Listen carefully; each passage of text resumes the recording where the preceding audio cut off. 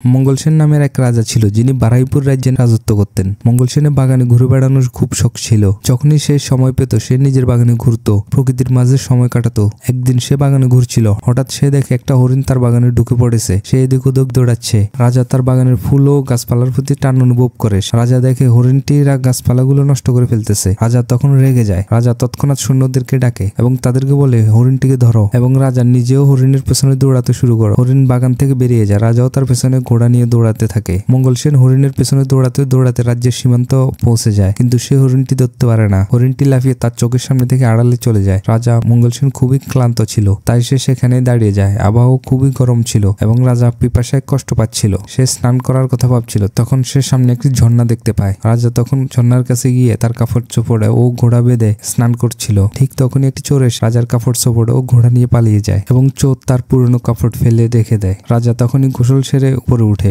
তার কাপড় চোপড় নেই। তখন সে রাজ্যে ফিরে যাবে কিভাবে? ঘোড়াও কাপড় চোপড় ছাড়া, লোকেরা তার মজা নেবে। রাজা সেখানে পড়ে থাকে। চোরের পুরনো কাপড় পরে নেয় এবং প্রতিবেশী রাজ্যে ঘুরতে যাওয়ার পরিকল্পনা করে। রাজা মঙ্গল সেন চোরের পোশাকে ঘুরতে লাগে। হঠাৎ সে ঝোপের মধ্যে একটি জল জিনিস দেখতে পান। তিনি তৎক্ষণাৎ সে জিনিসটি তুলে নেন, যা একটি খুবই মূল্যবান মুক্তোর হার ছিল। রাজা ভাবেন এখন আমি নিজের জন্য নতুন কাপড় ও ঘোড়া কিনতে পারবো। তারপর তিনি ভাবেন এটি বাজারে বিক্রি করার চেষ্টা করব। হাঁটতে হাঁটতে তিনি বাজারে একটি স্বর্ণের দোকানে যান। রাজা তখন দোকানদারকে বলল, তুমি কি আমার থেকে একটি মুক্তোর হার কিনবে? আমার কাছে একটা দামি হার আছে। দোকানদার বলল, দেখাও তো কেমন দামি হার। রাজা মঙ্গল সেন হারটা দোকানদারকে দেখায়। হারটা দেখেই দোকানদার চিৎকার করে ওঠে, ওরে চোর, তুই এটা কোথা থেকে চুরি করেছিস? আমি রাজা সাহেবের জন্য এই দুইটা হার বানিয়েছিলাম, তার মধ্যে একটা না জানি কোথাও চলে গেছে। নিশ্চিত তুই এই হারটা চুরি করেছিস। চল এখনই রাজা সাহেবের দরবারে চল। তখন মঙ্গল সেন বলে, না না জি, এমন অপবাদ দিও না, আমি চোর নই। আমি তো এটি নদীর পাড়ে পেয়েছিলাম। কিন্তু দোকানদার কোনো কথা শুনলো না। সে তাড়াতাড়ি তার লোক পাঠিয়ে কোতোয়াল ডেকে আনলো। মঙ্গল সেন কোতোয়ালের সামনে তার নির্দোষতার কথা বলল, কিন্তু কোতোয়ালরা তাকে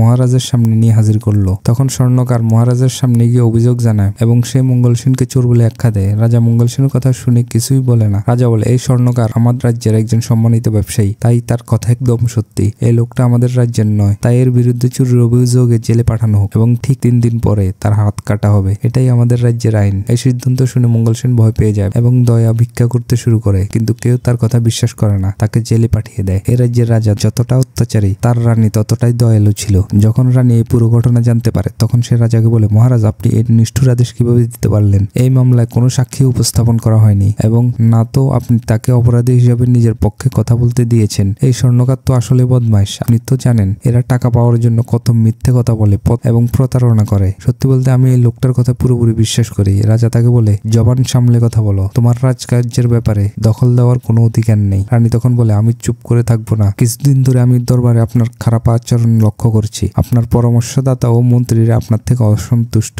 এবং আপনার জনগণ বিদ্রোহের জন্য প্রস্তুত। আপনি যদি এভাবে চলতে থাকেন। রানীর কথা শুনে মহারাজ আরো রেগে যায়। তখন রাজা বলে, ঠিক আছে, তোমার এই লোকের জন্য এত সহানুভূতি, তো আমি তোমাকে ওর কাছে পাঠিয়ে দিচ্ছি। রাজা সৈন্যদেরকে নির্দেশ দেয় রানীকে ওই চোরের সাথে বন্দিশালায় যেন রাখা হয়। সৈন্যরা এটা শুনে চমকে যায়। তারা চাইছিল না যে রাজার নির্দেশ পালন করতে, কিন্তু তারা নির্দেশ পালনে বাধ্য ছিল। সৈন্যরা রানী ও মঙ্গল সেনকে একই কারাগারে বন্দী করে। মঙ্গল সেন রানীকে জিজ্ঞাসা করে, আপনাকে কেন বন্দী করেছে? রানী সব কথা তখন ভুলে বলে। তখন মঙ্গল সেন অবাক হয়ে যায়। কারাগারের কিছু সৈন্য রানীর প্রতি বিশ্বাসী ছিল। পরের রাতে রানী তার বিশ্বাসী সৈন্যদের সাহায্যে মঙ্গল সেনকে নিয়ে কারাগার থেকে পালিয়ে যায়। তারা রাজ্যের বাহিরে একটি জঙ্গলে চলে যায়। সেখানে ঝুপড়ি বানিয়ে শুরু করে। মঙ্গল সেন কারাগারে অনেক যন্ত্রণা সহ্য করেছে, যার কারণে সে অসুস্থ হয়ে পড়ে। রানী তার অনেক যত্ন নেয়। আস্তে আস্তে মঙ্গল সেন ঠিক হয়ে যায়। রানী দ্রুতই মঙ্গল সেনকে পছন্দ করতে শুরু করে। মঙ্গল সেন ও রানীর প্রতি ভালোবাসায় তারা দুজন বিয়ে করে নেয় এবং কিছুদিন পরে তাদের একটি বাচ্চা হয়। মঙ্গল সেন ও তার স্ত্রী বাইরে কাজ করতে যায়। তখনই তাদের সন্তানটি হারিয়ে যায়। সে কুয়ার মধ্যে পড়েছিল। মঙ্গল সেন এবং রানী তারা দুজন পাগলের মতো অবস্থা হয়ে যায়। তারা চিৎকার করে কাঁদতে শুরু করে। তারা ভাবে নিশ্চয়ই বাচ্চাটিকে কোনো জানোয়ারে খেয়ে ফেলেছে। তারা অনেক খোঁজাখুঁজির পরে হঠাৎ করে তারা কুয়ার মধ্যে